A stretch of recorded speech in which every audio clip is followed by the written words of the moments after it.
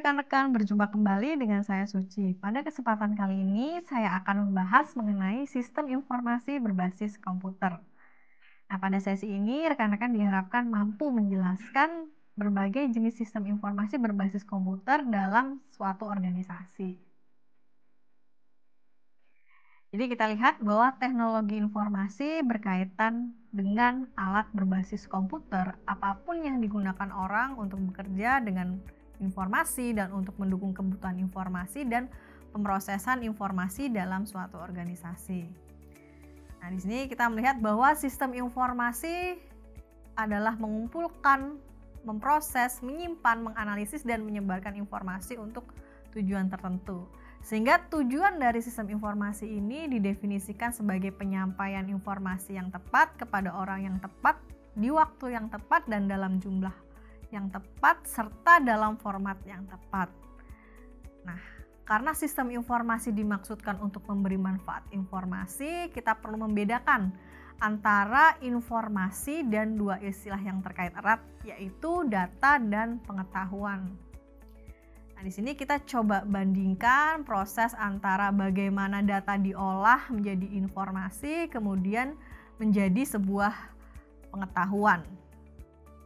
Selanjutnya juga kita melihat bagaimana contoh data, informasi, dan pengetahuan diterjemahkan.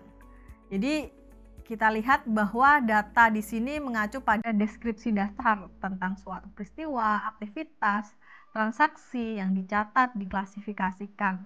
Namun dia belum memiliki konteks tertentu, ya seperti pada contoh berikut. Nah, kemudian berkaitan lagi dengan informasi, dalam tabel bisa kita lihat bahwa informasi ini mengacu pada data yang telah diorganisasikan, sehingga mempunyai arti dan nilai bagi penerimanya. Ya, sebagai contoh di tabel kita bisa lihat bahwa ada nilai indeks prestasi kumulatif, ya. IPK itu sendiri adalah sebuah data, tetapi nama siswa ditambah IPK nantinya akan berubah menjadi informasi karena sudah ada konteks di dalamnya. Jadi penerima bisa menafsirkan makna dan menarik kesimpulan serta implikasi dari informasi tersebut. Nah, lalu masuk kapan dia menjadi pengetahuan adalah ketika pengetahuan tersebut terdiri dari data, informasi yang telah diorganisasikan, diproses untuk menyampaikan pemahaman lebih dalam pengalaman, akumulasi pembelajaran, dan bagaimana keahlian diterapkan pada masalah bisnis. Jadi sebagai contohnya kita bisa melihat bahwa nilai yang ada itu merepresentasikan sebuah kejadian, ya, bahwa sebuah perusahaan misalkan bisa melakukan perekrutan di sekolah Anda nih, karena mereka menemukan bahwa katakanlah siswa-siswa dengan IPK rata-rata 3 itu mampu bekerja dengan baik berdasarkan data dan informasi yang dimiliki, sehingga bisa digunakan untuk kepentingan manajemen selanjutnya. Nah, kemudian masuk ke dalam sistem informasi berbasis komputer, ya, bahwa kita tahu sistem informasi berbasis komputer ini menggunakan teknologi komputer untuk melakukan beberapa ataupun seluruh tugas yang dimaksudkan. Meskipun tidak semua sistem informasi terkomputerisasi, saat ini sebagian besar kita sudah melihat adanya komputerisasi. Nah, oleh karena itu kita coba melihat bagaimana komputer berbasis sistem informasi ini diilustrasikan dengan keempat komponen teknologi yang saling berinteraksi. Keempat komponen tersebut kita bisa melihat ada hardware, software, database, network, dan juga prosedur. Nah, selanjutnya kita tidak lupa bahwa ada unsur people di sini, ya, sebagai user, pengguna dari sistem informasi tersebut.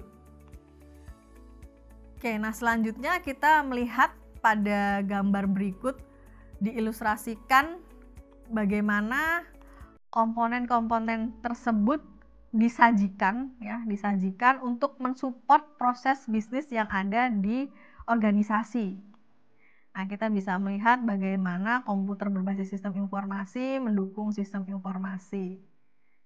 Nah, kemudian kita coba melihat ke contoh yang lain, ya, terkait dengan bagaimana proses bisnis yang terjadi di dalam informasi terkait dengan arus informasi, kemudian arus secara barangnya, fisiknya, dan juga arus keuangannya. Jadi di sini kita melihat bahwa sistem informasi mensupport dari lini-lini bisnis yang ada untuk mempermudah kegiatan di dalam organisasi. Di antaranya kegiatan untuk menganalisis produk, menganalisis lokasi, untuk menganalisis target promosi maupun analisis harga. Nah, jadi bisa kita simpulkan bahwa organisasi ini mengacu pada area fungsional sistem informasi manajemen. Dengan di antaranya tadi kita sudah melihat fungsi-fungsi yang ada.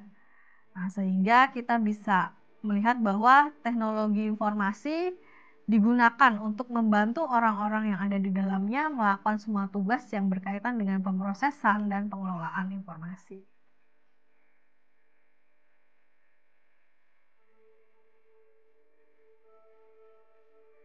Oke, demikian yang dapat saya sampaikan pada sesi kali ini. Terima kasih dan selamat belajar.